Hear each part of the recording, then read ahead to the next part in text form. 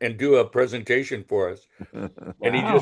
he laughed at it and said, "Cool, you're Okay. on the air." Forgive us, folks. We're just meeting here as we always do and chatting about future events. And howdy, Stargazers. We now have five of us on the Zoom screen, having lost Bruce back in mid-December, ready to carry on the tradition, cutting edge cosmology into our big sixth year of the SBAU Astro Hour. SBAU stands for Santa Barbara Astronomical Unit. I'm your proud host, Ronnie Heron, and doggone our longtime telescope and astro club happens to be headquartered up in Mission Canyon at the beautiful Santa Barbara Museum of Natural History, where we enjoy the Palmer Observatory, the Gladwin Planetarium, two halls to choose from in which to meet. First Friday of every month, followed by a week later by the second Saturday Star Party, and our second Sunday planning meeting. A lot of Sunday sun parties. Our Astro Hour is on YouTube, and we're in our fifth year, about to end this fifth year in another month. Meeting on screen. Here's what we tackle topics wise: the moons and Aries. It's waxing, and having reached its first quarter last night, right before 9 p.m., let's find the Aries hoofprint, shall we? And there are these stellar nurseries in Orion called, what are they? Boogeyman is one of them, cradled in cosmic dusk, allowing glowing hydrogen to exist. There's a protoplanetary disk, folks, surrounding a newly formed star out there. We're talking protostars, everybody. How about GW Orionis? It's a triple star system, some 1,300 light years away, housing the first known circumtropic, that's not right, circumtriple planet. Who knows? There might be tropics up there. And then there's a main belt asteroid, asteroid 16 Psyche. It's about to go retrograde on us in Taurus this month. It's also a NASA mission, and we're going to talk about that. We're going to meet everybody right now that's left on the screen. Our beloved president, 9 years in office, Jerry Wilson. How you doing, Commander? Good morning, everybody. And good morning, Joyce. And good morning, Riley. And good morning, Calvin. Why don't you guys leave comments? Tell us how good we look at our age. Comment section down below. He's married to Pat Forgy, the first lady of the club, and another Pat is married to Chuck McPartland, our outreach coordinator, who's nothing morning. but the best. Thank you, Chuck, for being here. Still supporting, as long as they're still at war, I guess there's a chance for Ukraine. Pat McPartland is his wife, the merchandise manager, also treasurer, and well settled in. Tim Crawford join us on the screen. Timothy, I think he's going to regale us in December, 11 months from now, with an incredible speech that will be delivered like he delivers speeches to us. I don't think that's the right word. Incredible, might maybe improbable.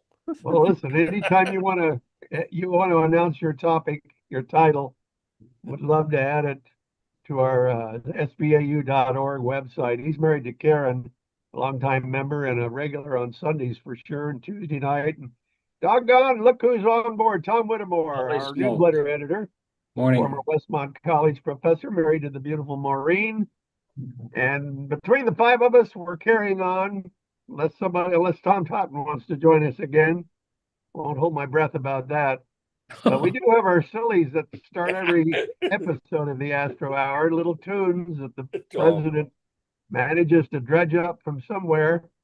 Very few repeats on these. We get new ones all the time, and they're mostly about science. So let's go there now, shall we? And this kind of interested me, especially the word break being misspelled down at the lower left. Break. But Mr. President, what are we looking at here? This isn't you guys' Tesla.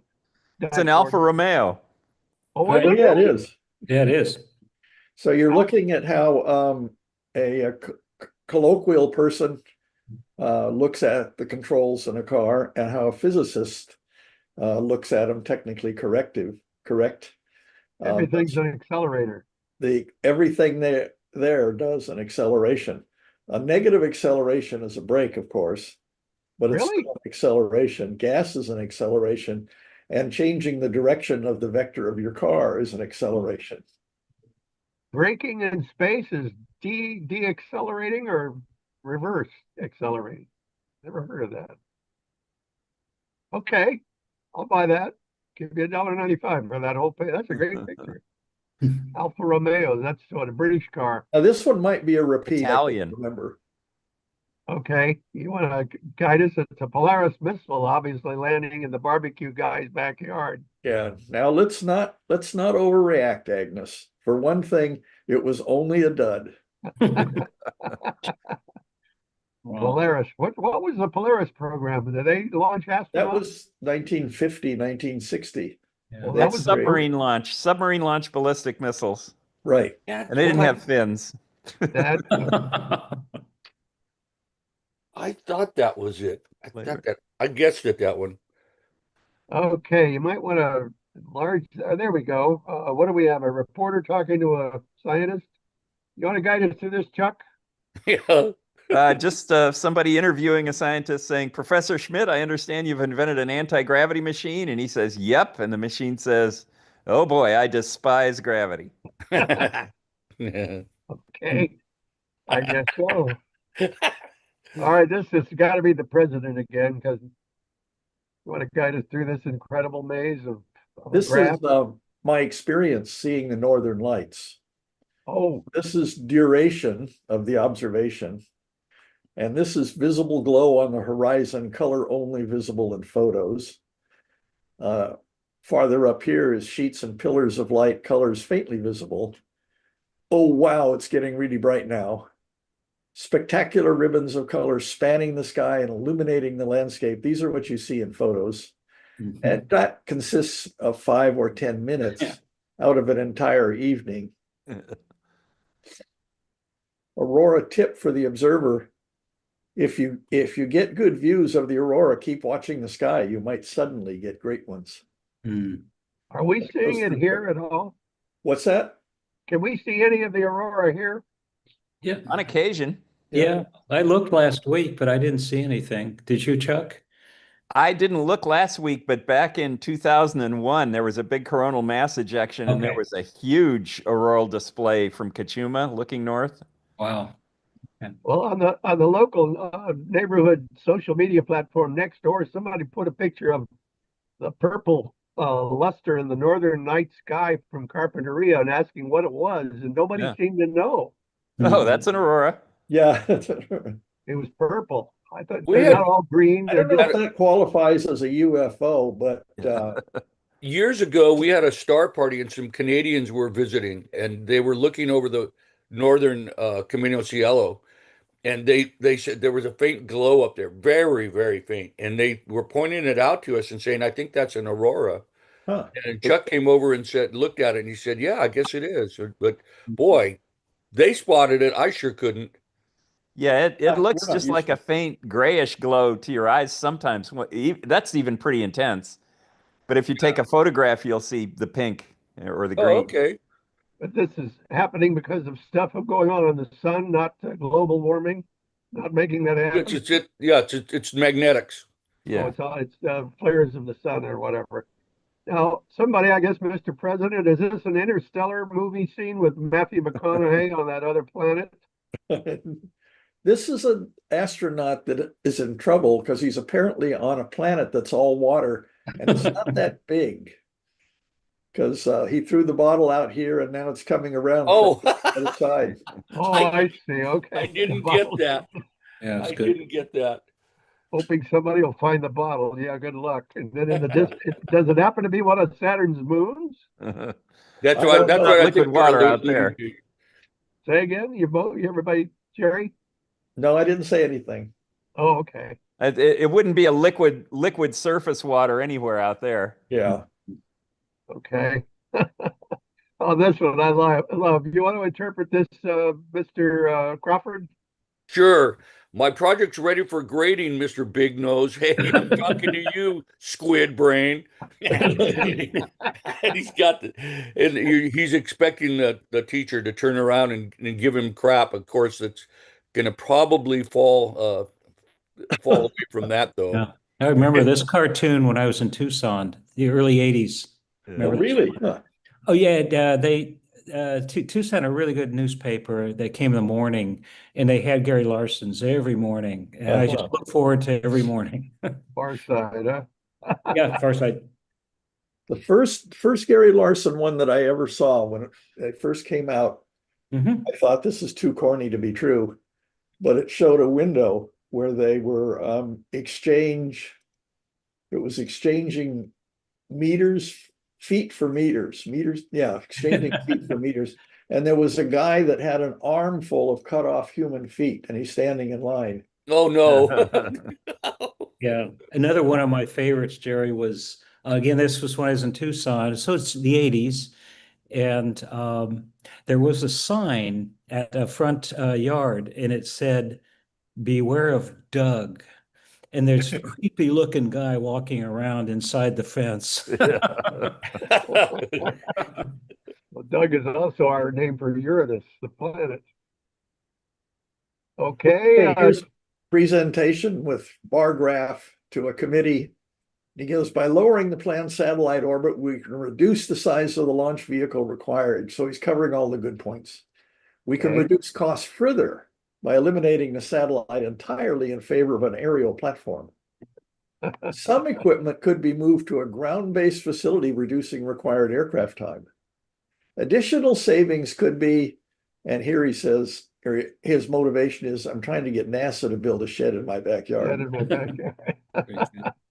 Similar to President Jerry's block-sized astronomy cubicle that you've got back there, Mhm. which you go into, I guess, a lot, don't you? Still? Yeah, when it's clear. Okay. Supposed Does to it be clear open now? tonight. Clear but cold. Yeah, and the moon is getting bright. Mhm. Is it filling up again? Waxing time. Yep, high in Okay, the sky. gentlemen, High in the on to sky, the, Ron. on to the stars. Aha. How about the moon? January's phases, all right. Okay, these are our phases. I believe that this moon, the full moon, was in January 3rd, was the wolf moon, if I remember correct. Yes. And then we've gone through the third quarter. The new moon was about a week ago. Mhm. And yesterday we had the first quarter. And so we're a little beyond first quarter now. Mhm. And here's a map of the moon as it will be tonight at 9 o'clock. And there is up here, there is a crater right there called Treisnecker. And it's in this region here that two Facebook friends have posted excellent photographs up here near the Hadley Rills and down in this area. Let's see. Oh, there it is. And this is a close-up of that same region. So this is Treisnecker here. These are the Hadley Rills. And this is Sinus Medea. Medii. Medii. Medii, in the middle. And this is where the early Surveyor 6 was around in this region. Yeah. Jerry, any sinus is a bay. That's the Latin word for a bay. Any what? Sinus is a bay. It means a Yeah, bay. sinus. Sinus. I call it sinus. I say There are pills for that. You got to remember, I say got into potato. astronomy when I was about 11 years old, a friend of mine, and we started reading these books and magazines, and we made flashcards of everything, but we had never heard anything pronounced. Right. So I developed my own mispronunciation of everything. And unless you hit my mispronunciation, I'm not going to recognize what you're talking about. Yeah. Well, 4 years of Latin. So that's I didn't take Latin, I took Spanish. yeah. Well, that's how sinus is spelled. Sinus. Sinus, yeah. So this is Treisnecker again, and these are the Hadley Rills. And these are collapsed lava tubes. Mhm. This is a crater Oh, that helped the lava tube collapse. So it looks like that crater is older than the lava tube. now how do they know that tube's underneath there? I mean, that could just be a A crack? yeah. I think they can see it's got kind of a U-shaped bottom to it. Okay. So it's like a long ditch. Yeah. Yeah. Tim, if you want to walk through some of these, go up to Bernie Falls. There's some wonderful collapsed lava tubes up there. Oh, really? Northern California. Huh. Oh, yeah. This is taken by what I think a 12-inch telescope or something from Earth. So you're not Wow. going to see a lot of detail, but these things have been flown over by satellites just about 100 miles or less above the lunar surface. Oh, okay. So they get really good images of it, and they recognize the same geological features from Earth here. If you ever walk through a lava tube, it's kind of creepy. I walked through one in Hawaii. So it's amazing. Put an airlock at each end and you're out there on the Yeah. moon, Mars, and you've got a habitat. But wouldn't it be accurate to say that the lava flowing on the moon all predates these craters? Otherwise, they would have No. obliterated the craters that lava flow, wouldn't they? Mm, the mare there, the dark area, that's a crater that got filled in by lava, and then it probably flowed along where those tubes are. Trivia question for Ron. Trivia question for Ron. Okay, Where's the sun? behind us. Great. No. Oh, wait a minute. No, it's to the right. Good job. Okay. Yeah, shadows. Shadows are us. Yeah. Okay. So I just want to mention one thing about the first quarter moons now is they're really high in the sky. They're Yeah. really neat. They're really neat. And so you get really crisp views of them. And this one's in Aries tonight, okay, which means it'll be in Taurus next month, Gemini next month. So they're high in the sky. They're way up there. Just first quarters, just first quarter moons tend to be high. Right And that's a seasonal effect, is where the moon is located in the sky when it's Right. in phase, is whether it's high or low. right. In the fall, Plus- it's in the low. Yeah. Plus, we're near a lunar standstill, so Okay. that magnifies it a little. Mhm. This is All those craters in the center of the moon get full sunshine at some point, unlike the ones at the poles, which made us have frozen water in them. Yep. That's that's why at we're the South going there. Pole. Yeah. You suppose there's something similar to our Arctic Circle and Antarctic Circle, where it's colder at the poles by many degrees on the moon and warmer in the middle where the sun hits full. I think when it gets cold on the moon, it gets to pretty much the same cold. Yeah. It's staring into the 4-degree Kelvin background of deep space. You don't have an atmosphere there to kind of Yeah. moderate it the way we have it here. But the ice is, they think, right there on the surface of the base of those The ice is probably mixed with regolith. Mhm. It's not mixed with the probably dirt just like a or big snowball. whatever. It's not dirt, is it? Wow. So these are pictures taken by this gentleman in France, Robert Cazelec. It was taken a few days ago, I believe. No, this is 2022, but he posted it 2026. And this is from his Meade 12-inch telescope. And it's got good detail in it. It's an outstanding image. And this, of course, is satellite images from the Lunar Reconnaissance Orbit from NASA. And if you read French, you can see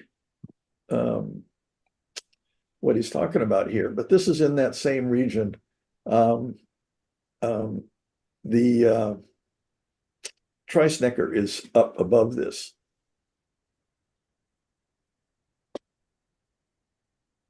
So these are good objects to look for. This is probably about what you'll see in a telescope. And this central feature that looks like two overlapping craters, that's the Ares footprint, right?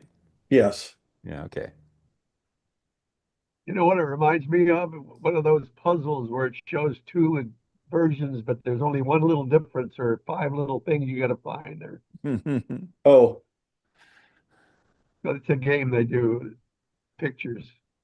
okay. Well, we're going to shift now to a faint nebula called the Boogeyman Nebula. I'd never heard of it before. I happened upon this in an article in a magazine. And this is a very nice image of the Orion area. And you can see the Barnard's Loop here.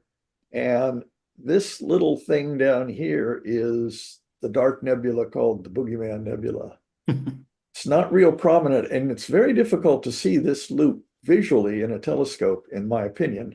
You really need to be in a dark place, and then it'll stand out.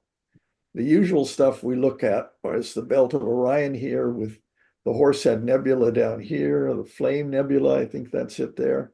And down here, this is the belt of Orion, and this is M42, the Great Nebula in Orion. Yeah. And for those of you that have binoculars, don't forget Mice up at his head. It's really beautiful up there. Here? Yeah, a lot of nice stars up there. Yeah, Lambda Orionis. It also goes by Lambda Orionis. Okay. And Orion the Hunter is lying on his back. In this view, yeah. When he comes up. Yeah. Okay. Betelgeuse still. So this is a close-up Wow. of the Boogeyman Nebula taken by an amateur, if I remember right. Cherry Hill Observatory on January 21 of this year. Yeah, Pennsylvania. Yeah. They have that big star party every year. That, okay. Oh, yeah, this is J. John Bozeman, another Facebook friend. He does absolutely excellent work. Yeah. Does he say what size? He says the camera. 65 millimeters. That's the Astrotech AT65 EDQ telescope. Oh, yeah, that one. Yeah. There are so many new scopes coming out. And they are way up in the high performance end of things. They're very small telescopes, like the very popular Sea-Stars, which are only 2 inches in diameter aperture. And or less, yeah. But they take absolutely outstanding wide field images. So the nebula is the dark part, and there's no stars forming in there? What's that? Were there stars forming inside that boogeyman? The boogeyman is that dark part of a nebula here. Right. It is in a star forming region. The red stuff is the stuff that's going to become stars. If there are stars forming in there, Ron, they're way deeply embedded in it, so they're not causing the part we see to fluoresce. Well, usually I see this doesn't look like normal nebula. It's a normal dark nebula. Just a dark one, I guess, huh? This is so dense that the light is absorbed. It's likely it could be producing something. What it needs is something to travel through it, like a star or something. And that'll create swirls and eddies that will help speed up the concentration of matter that otherwise would just pull itself together weakly by gravity. You can see all sorts of bright ridges up here, around there and here and there, where these kind of turbulences have concentrated the material. And so I think, and it looks like there's hollows in here. So star formation has occurred, and it's blowing these bow waves or shock waves or bubbles in the nebula. And then there's some really interesting straight line feature here, where the rest of these things are all curved, the concentrations. But all that pink is a hydrogen about to become new stars, which is made of hydrogen. Well, in some sense, but the pink there is where it's fluorescing. That just means it's being hit by ultraviolet light, but it might not be dense enough to form stars. It might be just getting blown away. Right. It's only when you have the little density, the darker or the more colorful regions where there's more of it that you might start having stars form. And when you start getting stars to form, like in M42, you get what's called proplyds first, or Buck globules, where the concentration is visible. I don't see anything like that. As Chuck points out, a lot of these things are cavities, like the dust is just being blown away by stars that have formed. But you may have a prop lid down where you have that linear feature at the bottom that's got a jet. Yeah, could be. Know what that is? Okay. There's enough graduate students needing papers to publish that we'll probably hear about that at some point. Okay, what is this? This is a protoplanetary disk, Ah, a protostellar disk, protoplanetary both. This is a dust cloud that starts as a nebula, and it starts contracting, and it's dust, and it's in a big blob. And the dust is, the individual particles of the dust is going randomly in all directions, just clanging around in there. And the dust runs into each other, and as it does that, it transfers momentum and energy among the dust particles, and the different vectors cancel out to some degree, but in other areas, it preserves the angular rotation of the whole cloud, the angular momentum. So what you end up with, it is averages the vectors of all of the dust particles, and they come into something. It has, if the cloud has angular momentum, which they all seem to, then it will flatten into a disk, because the globe will collapse under gravity, but being in a disk that's rotating, that rotational energy forces or prevents the collapse of the disk along that radial direction. But all the other directions collapse and you get a disk. so we don't have fusion going on here yet. There's no sun created. Not till this thing gets hot enough and dense enough by collapse that the core goes over, what, 10 million degrees? So the only reason we're looking at this is the infrared. Uh, The heat. Telescopes can see this, various telescopes, the Hubble, the James Webb. The James Webb can see cooler disks earlier on. And the caption on this photo says Atacama. So this is microwaves. Yeah, so it's fairly cool. But that's a future solar system we're looking at there, right? Very likely. Or at least future star. Yeah. Oh, okay. Now this is the structure. These are quite well studied, and this is the nomenclature and structure of a protoplanetary disk. In the middle, you have a protostar, which is going to eventually turn on. The dust is swirling around, yet it's trying to form planets, big rocks. Have you seen the Hawaiian volcano images from over the weekend where the lava is flowing out and shooting 1,000 feet high? Yeah. And it's forming tephra, I think it's called. And it's basically the dust is going together and it's forming glass or pumice-like rocks. And it's raining these rocks all over the place.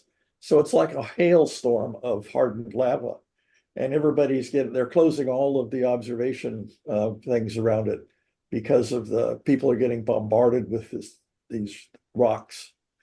But those rocks, this is like that. It's like the stuff is swirling around, it's colliding, and if it collides, in some cases it sticks together, and you get it starts accreting into bigger objects and eventually into planets with a lot of complicated orbits and orbit crossing. So the early solar system, which is later than this, becomes a shooting gallery of planet and planetesimals banging into each other. But the key things to note here is what they call the soot line, which is the temperature away from the star gets low enough that carbon forms dust particles. And then out farther than that, you get to the frost line, which out here is where you get ice. Inside you get not solid ice, but this is roughly where the Goldilocks zone is going to form at some point. Mm.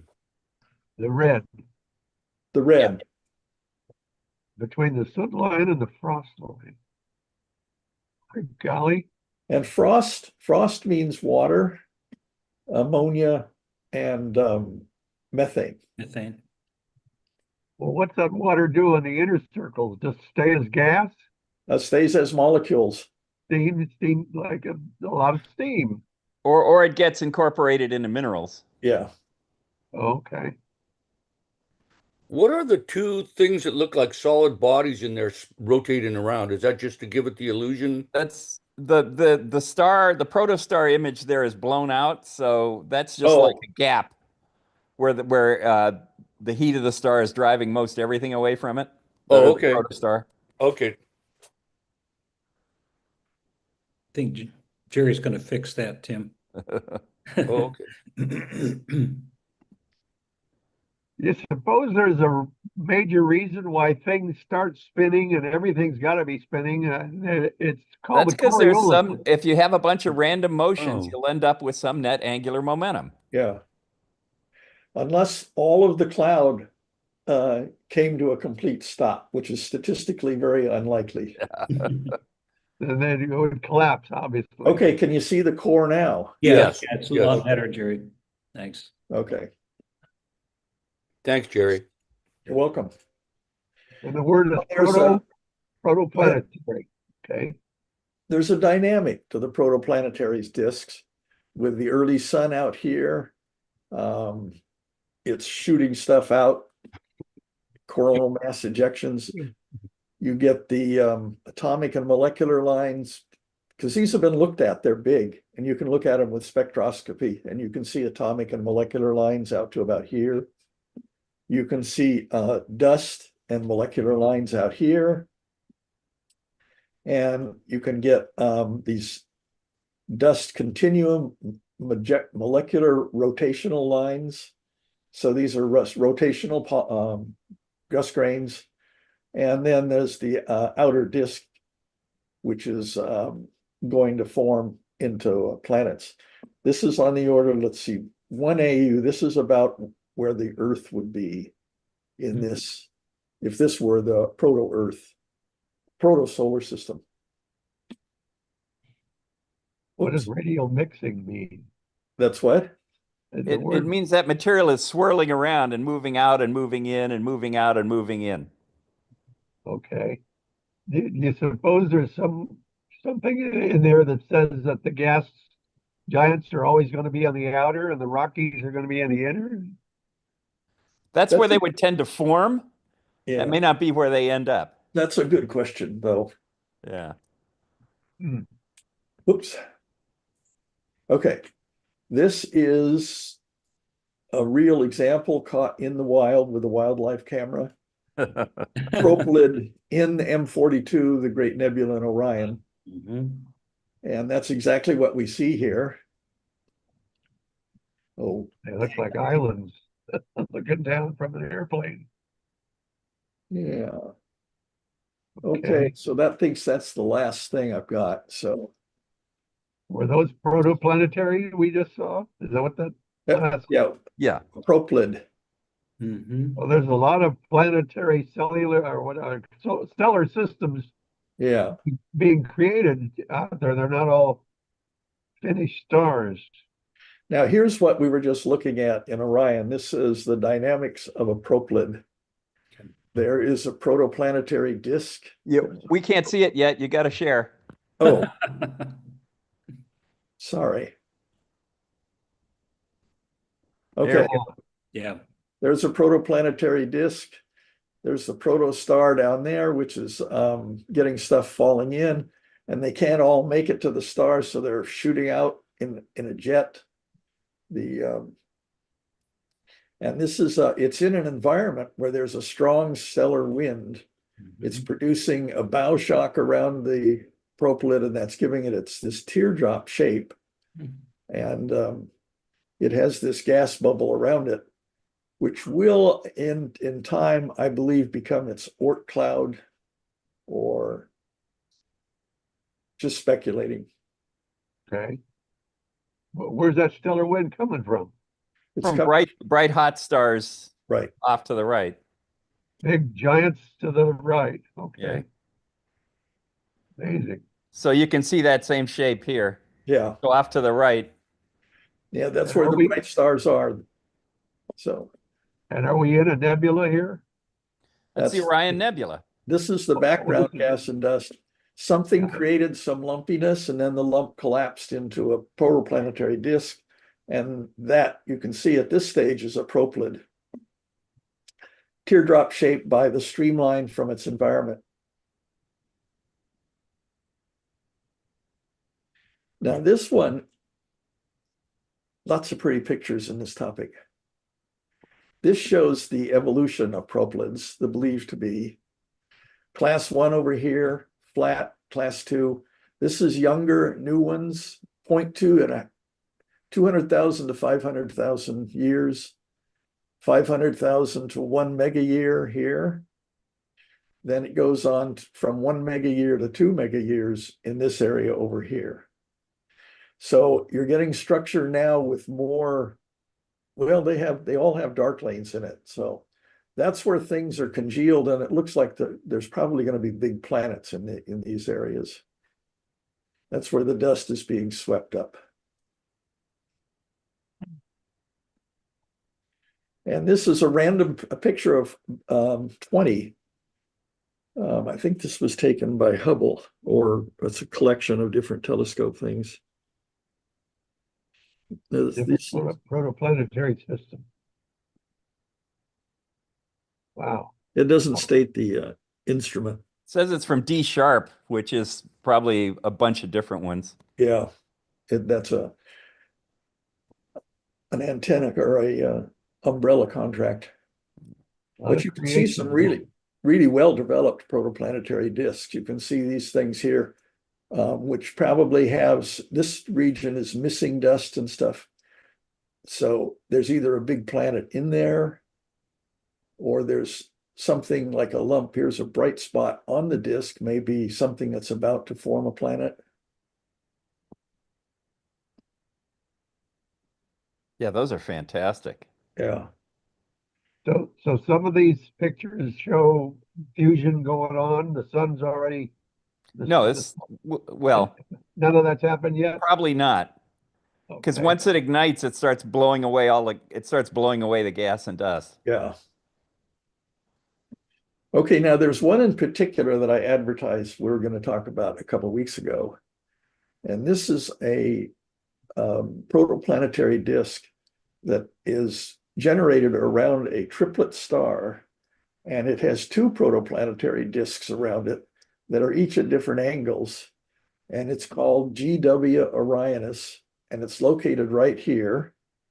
This is Betelgeuse and Mesa and Bellatrix. This is the head of Orion here, which Tom pointed out a minute ago.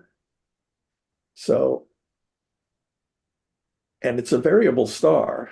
And this is one of the reasons that they think it's a triplet, going around a triplet, is because out of this seemingly obvious dips, but no easy periodicity, they fit together occultations of 3 stars, mutually occulting each other. So this is an artist's conception of the protoplanetary disk around that star. And you can see there's two disks, rings, and they're knotted. And this is an actual photograph of that 2 planetary disk or thing. So if you got this one, you're going to get not only a PhD, but you're going to get several papers after you as a postdoc for figuring this out. This is an analytical schematic of it, looking straight on from the top, that is this way. And you can see the inner dust ring, the middle dust ring, outer dust ring. And so they're lined up this way. And it's because of the pull of the triple stars that are down at the distant, down in the center here. And you get these semi-ordered things, simple orbits around it, because the 3 are so close together compared to these distances that it acts like a single point source of gravity almost. There are slight perturbations around it, and that gives you all this detailed structure. Well, do you suppose your soot line and your frost line are in there somewhere? Oh, I don't even want to think about that. Well, you showed it to us earlier. Yeah, no, good question. So the discs are off on the right side. You're saying they're not totally in the ecliptic? They have a multitude. They have 3 ecliptics. 3 different ecliptics. Yeah. If we were on a planet, no, that wouldn't work with 3 stars. But if you could be in the system and you'd look out at, if each one of those things had a planet in it, each one of those 4 dust rings became a planet, you'd find them not conforming to one ecliptic around the 3 stars. It would look like a giant atom. It would what? It would look like the way we used to be portrayed atoms. The electrons everywhere, not just in an ecliptic. Well, no, they'd be very specific places. They're big differences between orbits and orbitals. So Jerry, do you think those wobble? Those planes wobble? That's a really good question. Do they I would suspect they might. No. Yeah. I would suspect they do. Yeah. But that's got to be a rarity in stellar systems, right? All of them are all on the same ecliptic. Well, you saw those pictures earlier of Mhm. Ecliptic is kind of a special term. I think you should use plane instead of ecliptic here. Okay, Okay. ecliptic is ours. You're right. Mhm. Just like solar is ours, stellar is theirs. Yeah. Okay. anyway, I found this very, very interesting. Oh, yeah. Yeah. I'll look into it some more and see, because that's a good question. Will they precess? It would a time-lapse movie, if you could make one of this, would probably really be wobbling around. Oh, yeah. Yeah. Kind of like a ring on a tabletop. Yeah. Well, can I verify some numbers with you guys? Our solar system is about, what, 4.5 billion years old? Yeah. Mhm. How much of that time was this process becoming planets? Half of it? Or less than a billion years? I or think a it's few usually million? hundreds of millions of years, somewhere in that neighborhood. By the way, this is an actual photograph, a radio from ALMA, the large radio telescope array of GW with the 3 different things. You can see that these are elliptical and this one is circular. Do you know what the GW stands for? It's the order in which these kinds of things were spotted, I It's think. a variable. Yeah, variable stars are designated by capital letters, and Tom would know better, but it's like A and then A, and you go through the alphabet multiple times. So there's a whole lot of variable stars there. Right. Thanks, Chuck. They start out with capital R, Okay. capital S, R, okay. capital T. God, this is fascinating. Crazy way of doing it, but that's how it's done. Well, that's how astronomy is. Astronomy has a sort of a separation line in time where people were speculating about things and they gave it names before they had really good telescopes and photographic abilities. And so a lot of things were then by tradition just carried on, even though they don't really make as good a sense as other methods do. Mhm. Anyway, this shows you the timeline of these proplyds. So this is in terms of mega years, million years. So from here to here, this is 200,000 years, and over here is 2 million years. So this is a short time frame where you're seeing these protoplanetary disks compared to the 4.5 billion years of our solar system. So this passed through this stuff relatively quickly.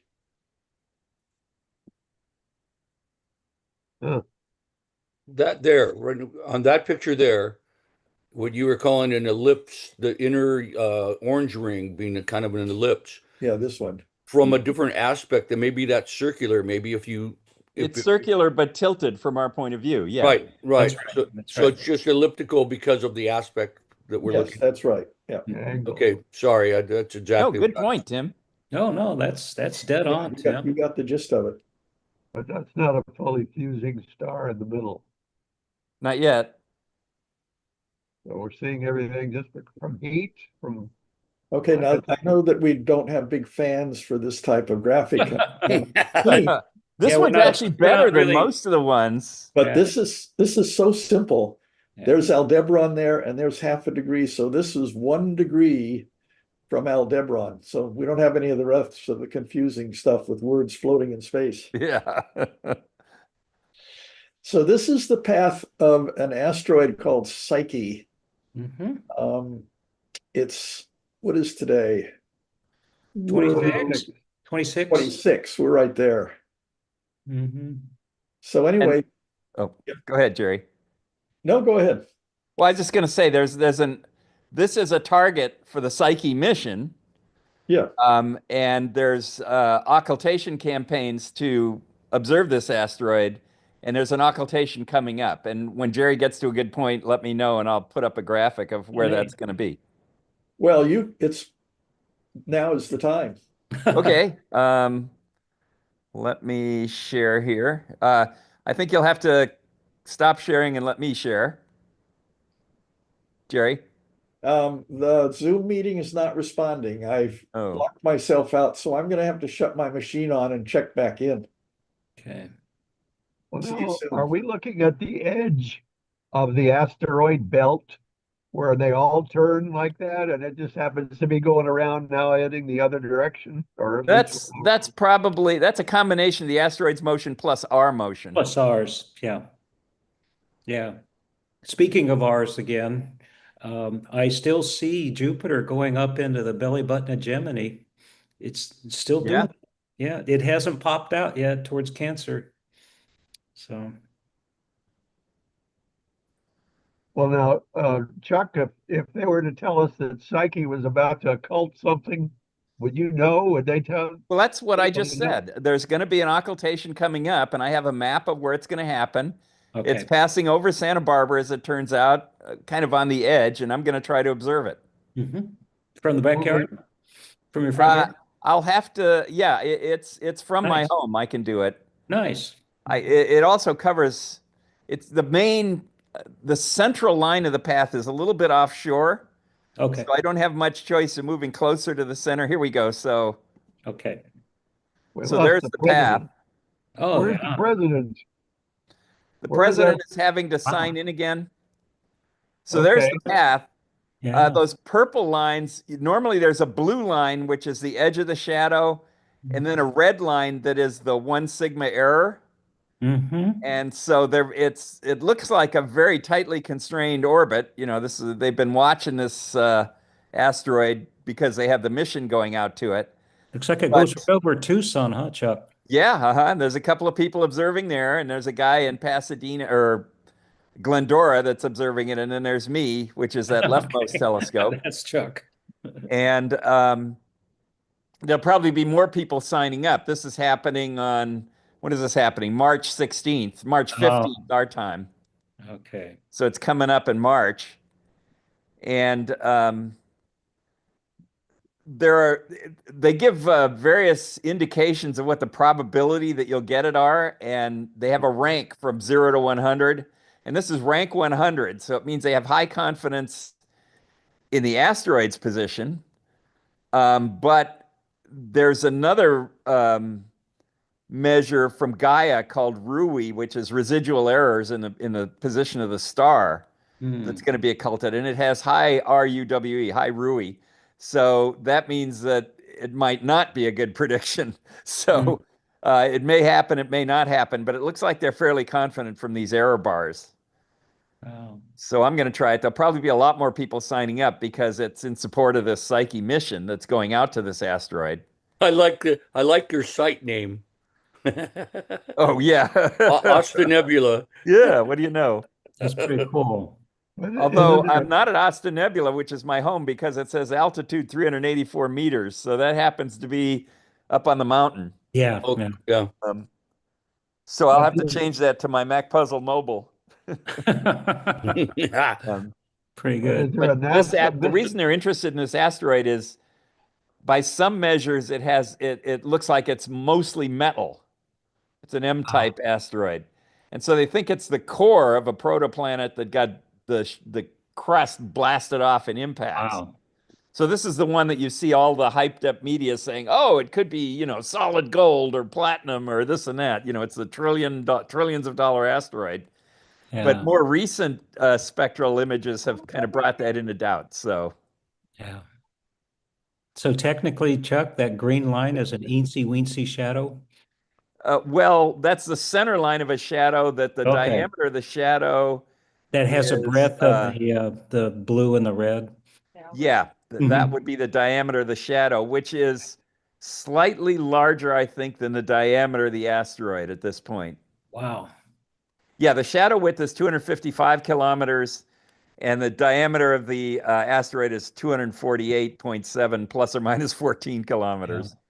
Yeah, and So Tucson, I just gonna say in road miles, Tucson to Phoenix about 125. Okay, It's yeah. interesting. Yeah. Now you're going to record it. You're going to take a Yeah. picture. Yeah, with this refractor. Yeah, Could- take a could- video, Could basically. you show that to us on a Monday morning?